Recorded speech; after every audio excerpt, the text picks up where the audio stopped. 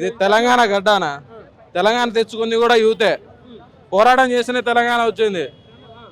ఎట్లా మళ్ళీ తెలంగాణ నుంచి ఎట్లా, ఆంధ్ర నుంచి తెలంగాణ ఎట్లా కాపాడుకున్నామో మా ఉద్యోగాలు ఎట్లా తెచ్చుకోవాలో మాకు కూడా తెలుసు. ఆశామాష కాదు. గత ప్రభుత్వం ఏం చేసిందో మాకు తెలుసనా?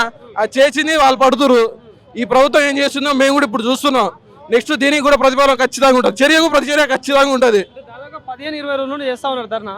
సో మరి ఎందుకు మరి ప్రభుత్వం సంబంధించిన వాళ్ళు ఎవరు స్పందిస్తారు దీనిపై? స్పందిస్తున్నా, ఇంటెలిజెన్స్ పోతుంది, అన్ని చేస్తుంది.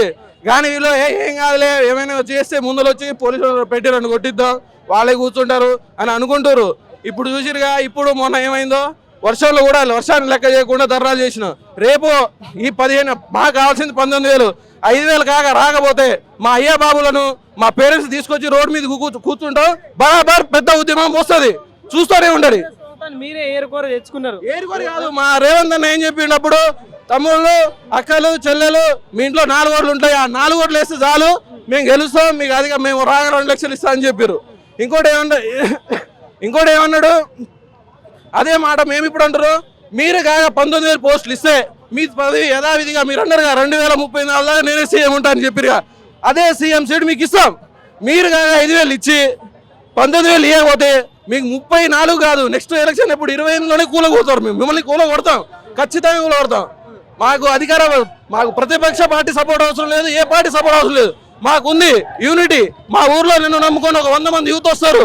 అలానే యూత్లో ఉన్న కోపాన్ని మీరు బయట తీసుకురాకండి సార్, దయచేసి.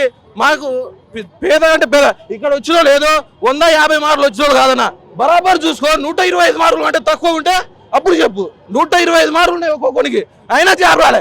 ఈ 46 ఏది జియో 46 పెట్టి దానికి అధ్యక్షులు ఎవరు, ఉపాధి, అసలు వాళ్ళ పేరు వాళ్ళే మర్చిపోయారు. మాకు కూడా మర్చిపోదు, మేము కూడా మర్చిపోతాం దాని గురించి.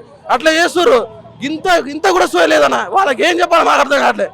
రేపు ఇదే మా ఊర్లో చిన్న పోరగాళ్ళు ఏదో బ్యాంకు ప్రిపేర్ వాళ్ళకి వాళ్ళు కొట్టుకుంటారు. మీరంతా నిరుద్యోగులే కాదు, మీ వెనకాల పార్టీలు ఉన్నాయి, బీఆర్ఎస్ కావచ్చు, బీజేపీ పార్టీలు ఉన్నాయని చెప్పేసి కాంగ్రెస్ పార్టీ నాయకులు మాట్లాడుతారు. మా ఊర్లో మా తాత చివెంల మండల ఉపాధ్యక్షుడు, నేనే గెలిపించిన. రేపు జడ్పీటీసీ కూడా గెలిపియాలి, నేనే ఆయన్ని. ఎందుకు గెలిపిస్తే ఇప్పుడు గెలిపాను, ఏం చేసారో నేను ప్రశ్నిస్తా. ఇదే బరాబరు జడ్పీటీసీ ఎలక్షన్ చూడు, 5,000 నోటిఫికేషన్ అన్నా రేవంత్ అన్న, 5,000 నోటిఫికేషన్ తర్వాత నీకు జడ్పీటీసీలకు రా, నీకు రిజల్ట్ వస్తుంది, అప్పుడు పక్కా వస్తుంది. వద్దన్నా వస్తుంది, నువ్వు అనుభవిస్తావు.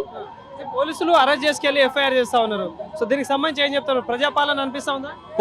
పోలీస్ అన్నలో మాకు మా అన్నలకి ఏం చెప్పొద్దనా, నేను కూడా ఏదో 2 రోజులు బయటకు వస్తా. ఏదైతే గవర్నమెంట్ చెప్పిందో 5,000 ఉద్యోగాలు వేస్తామని, 5,000 ఉద్యోగాలు కాకుండా డీజీపీ గారు 19,000 ఉద్యోగాలు పోలీస్ శాఖలో ఖాళీలు ఉన్నాయి. మాకు కావాల్సింది 5,000 ఉద్యోగాలు కాదు, 20,000 ఉద్యోగాలతో భారీ నోటిఫికేషన్ వేయాలని గవర్నమెంట్కి హెచ్చరిస్తున్నాం. అదేవిధంగా డిమాండ్లో జియో నెంబర్ 46ని వెంటనే తొలగించాలి.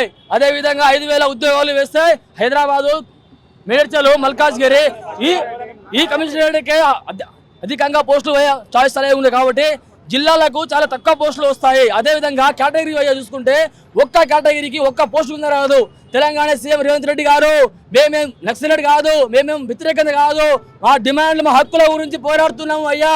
ఒకటే విన్నపం, మాకు 19,000 ఉద్యోగాలు కావాలి. మా కళ పోలీస్ చొక్కా వేసుకోవాలి, మా నిరుద్యోగుల కళ.